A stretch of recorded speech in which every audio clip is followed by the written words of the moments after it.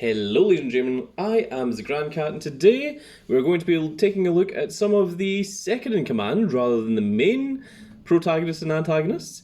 Of course, we are starting off with Jozu, who is the Diamond Jozu, who of course was one of the Whitebeard commanders, played a prolific role in Marineford, and also helped out when there was the war between Marco Phoenix and Blackbeard to determine essentially who would take over Whitebeard's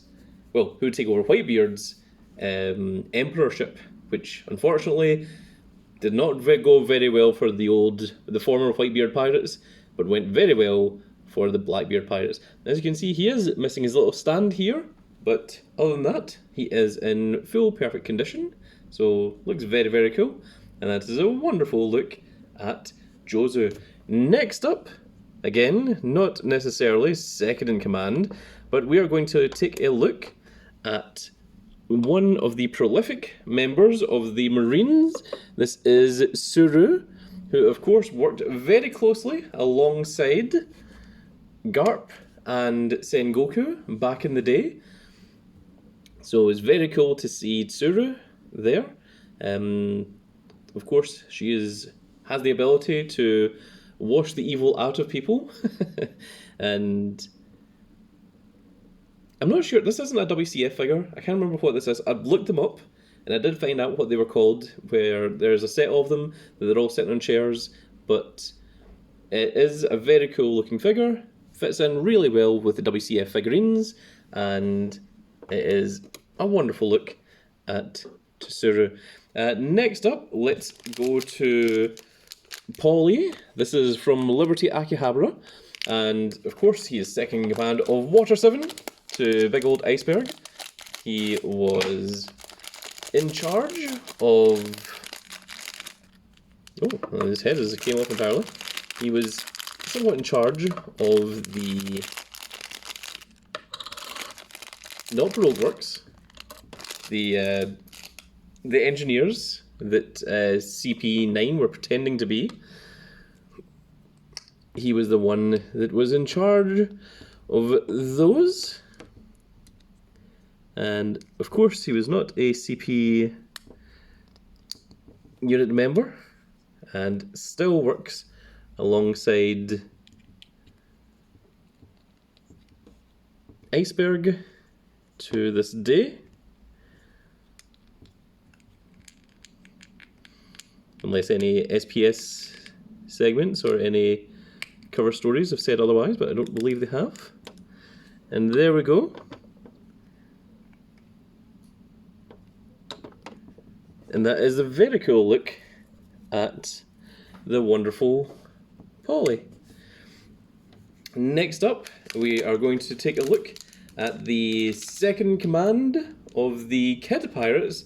It is, of course, Killer, who, this one was actually, Killer was cheaper than what Paulie was. Only 1100 yen from Liberty Akihabara. So, I know we didn't get the full rotation of Paulie just there, but we will do one at the end for all of the figures. So let's open up Killer, and hopefully all of his parts are here. This is a very cool pose for Killer, where he is in his attack, and he has his blades out. There we go, that is all of it. So let's put him together real quick. Seems nice and simple. Although this is a really awkward piece that they are using here for Killer. But it does make sense, because this is how to make him go in his attack thing. Now, do these blades go in a particular way? No, I think they literally just go in, and they can rotate as you so wish, which is very cool. Killer is a really cool looking character himself. There he is in mid-jump.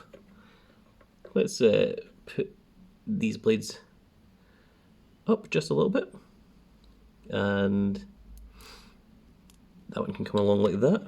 In fact, let's just put this blade up just a little bit more. There we go. There is Killer of the Kid Pirates. And the last one we have to look at is, of course, sharing the position of second in command of the Heart Pirates of Law. It is the most expensive one that we're looking at today. It is, of course, the polar bear himself, Bepo. Again, it also comes from Liberty Akihabara, costing a whopping 5,000 yen. Now this is, again, a slightly older WCF figure. So let's go ahead and stop Killer. There you go, you can stand off to the side for just a moment, and let's take a look at the wonderful Bepo, who is certainly a fan favourite. And here he comes. You can tell it's an older figure because, of course, he has the black base as opposed to the regular blue base that the modern WCF figures have. But he is most certainly a WCF figure. He is a huge, big old chunk and looks really, really cool. It's got a lot of detail. You can see everything about the Heart Pirates on the back and around him there.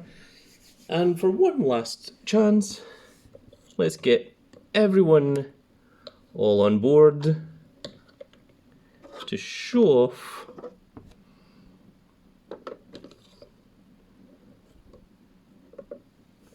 all of the wonderful little figurines that we're looking at today. So next up, we're going to be taking a look at the last remaining Animal Kingdom pirates that we have unboxed.